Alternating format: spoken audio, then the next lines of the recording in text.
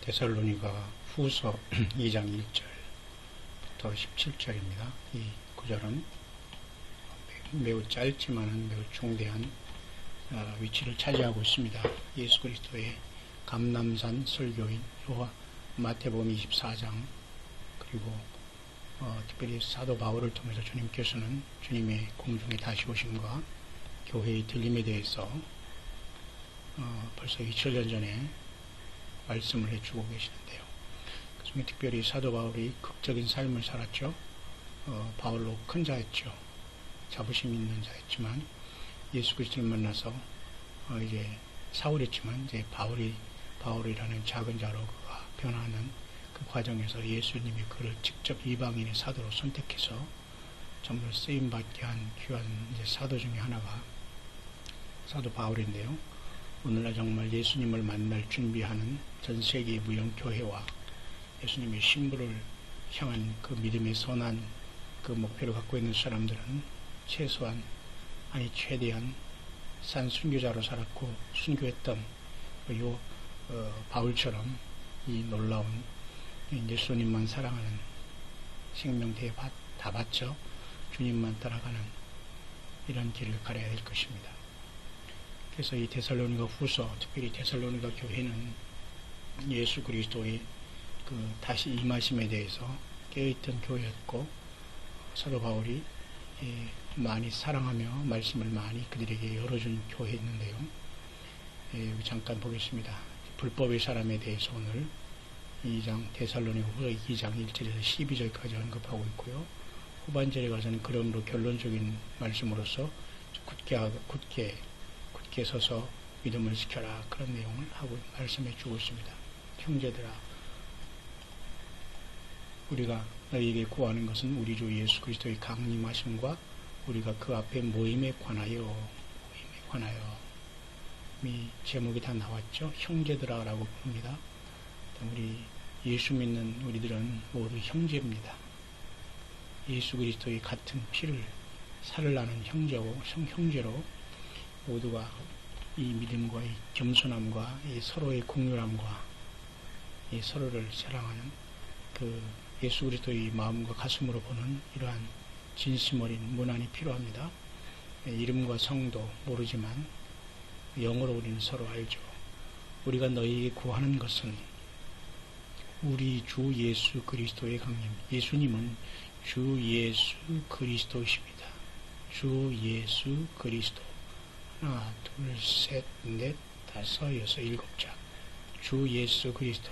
여기에 모든 비밀이 다 있으시며 우주 만물을 창조하신 분입니다. 인간으로 되신 주 하나님이시라는 뜻이죠. 예수, 인간을 저희 죄에서 구원할 자. 마태복음 1장 21절. 예수님의 이름의 뜻이죠. 기름 부음 받은 자. 72일에 69일째 끊어져 없어졌다가 교회가 만들어 휴거된 뒤에 마지막 야곱의 환란에 또한 마지막 이 세상에 그 온 이스라엘이 구원받고 영원히 천연왕국에 오셔서 왕노릇 하시면서 영원 세계를 열어가실 하나님의 기름 부음 받은 영원하신 분, 하나님 자신이신 주 예수 그리스도의 강림. 이것은 우리 인생의 모든 화두가 되어야 되고 우리 인생의 모든 것이 되어야 됩니다. 그죠?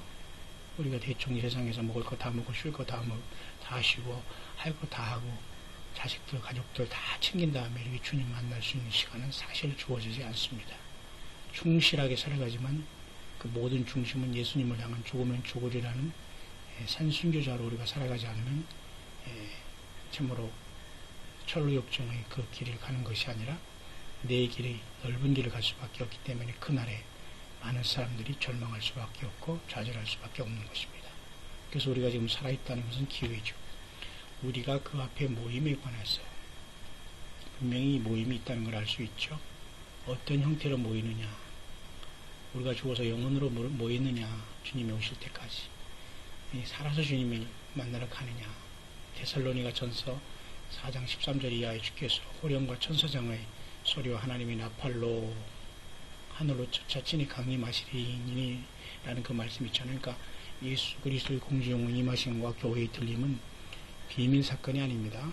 온 우주 만물을 떠들썩하게 하고 오십니다. 다만 지금 이 시대에 우리가 나팔을 부는 소리를 저들이 헛소리로 알고 그저 이상한 그 장난감으로 보니까 문제지, 이것은 반드시 하늘이 우주 만물이 떠들썩하게 주님께서 오셔서 온 우주 만물에 소위 말하는 우주 쇼가 일어날 정도로, 세상 사람들은 우주 쇼로 보지만 우리는 활짝 웃고 올라가는 역사가 나타나게 되는 겁니다.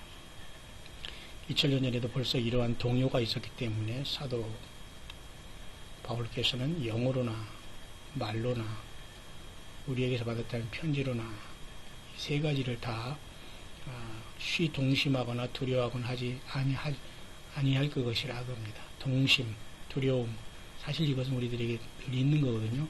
마음이 움직이고 두려워할 수 있습니다. 이래서 가정을 버리고 삶을 버리고 좌절하고 어찌할고 하면서 회개에 이르면 그게 생명이 나아가는 거지만, 그러니까 우리가 근심도 두 가지가 있다고 사도 바울 얘기하잖아요.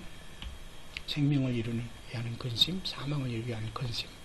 예수님 때문에 회개하고 주님을 준비하는 이 근심은 좋은 근심입니다. 좋은 두려움입니다. 근데 세상 것 놓지 못하고 예수님이 믿어지지 않고 효고가 믿어지지 않고 평생 살아온 것에 대한 회개가 안 되는 사람들에게는 사실 두려움만 남은 거죠. 왜? 악한 영이 놓아주지 않기 때문에, 욕심과 그 모든 죄를 회개하지 않으면, 그렇죠? 그래서 사도 바울은 영을 다 믿어서는 안 됩니다. 영을 잘 분별해야 됩니다.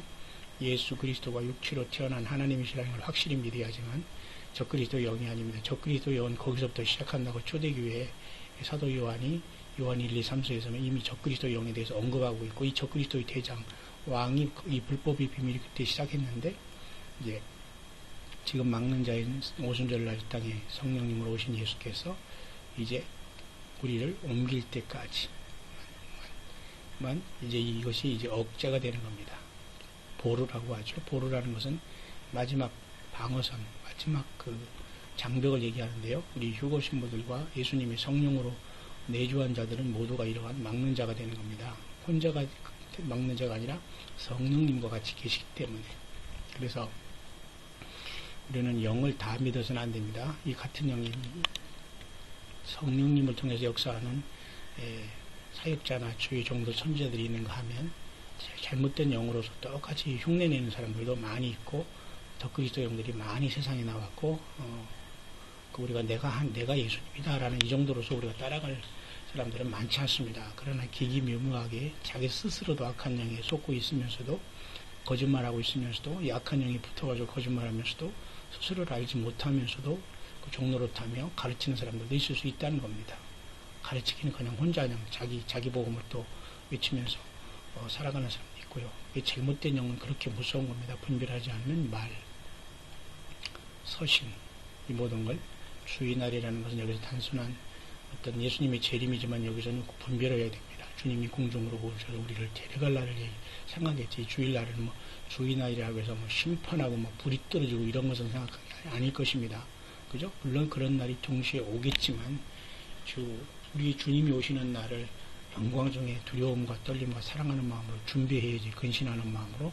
불이 떨어지기 때문에 그냥 숨을 준비하는 거 아니지 않습니까? 여기서 말하는 주의날은 기쁨의 날, 정말 블레스트 호프라고 디도서에 사도 바울이 디도에게 편지한 말씀에 블레스트 호프라고 해서 복스러운 소망, 영어권에서는 이 복스러운 소망을 휴거로서 많이 말하고 있습니다.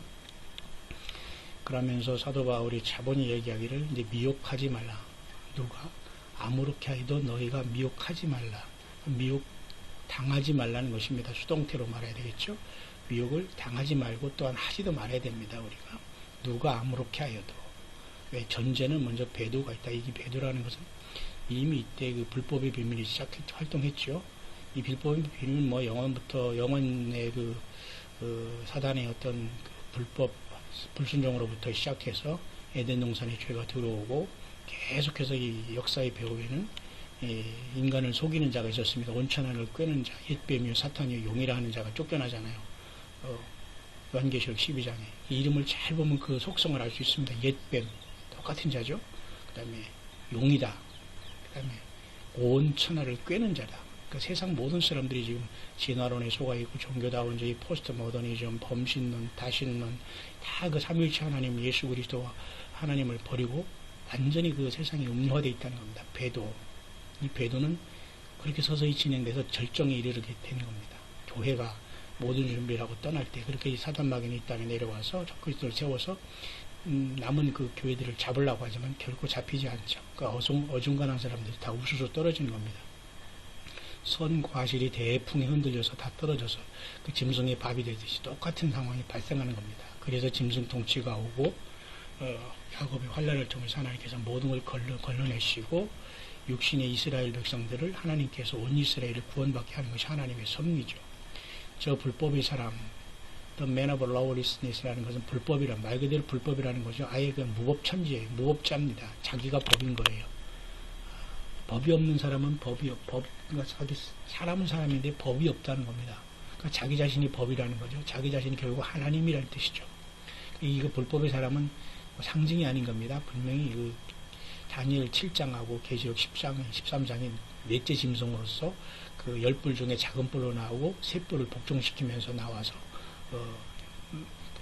참남한 그 말을 하고 큰 입을 받았다고 하는 그 자가 등장하게 될 것입니다. 지금 그래서 2017년 후반에 우리는 세상의 모든 것들이 그렇게 셋업되어 있고 수면으로 부상하면 그게 끝나는 겁니다. 다 수면 밑에 다시 말해 빙산의 1각 외에 10분의 지금 9가 다 준비되어 있고 10분의 1만 나올 따름이지 이것이 바로 그 지금 막는 자인 교회가 있어서 성령이가 떠나면은 극부상하게 될 것입니다. 그래서 지금 트럼프와 아바스가 만나고 뭐 이스라엘의 평화조약을 얘기하고 성전을 얘기하고 그다음에 불의고리로 담겨질 지진에 대해서 지금 땅이 벌벌 끓고 있고 이런 것들을 우리 인생들만 모르는 거예요. 마치 개구리가 서서히 띄우면 대운물이 그 마치 그냥 타 죽는 거나 마찬가지로 서서히 뜨거워지니까 뜨겁다 하면서 그냥 앉아있는 형태가 되고 말합니다. 왜?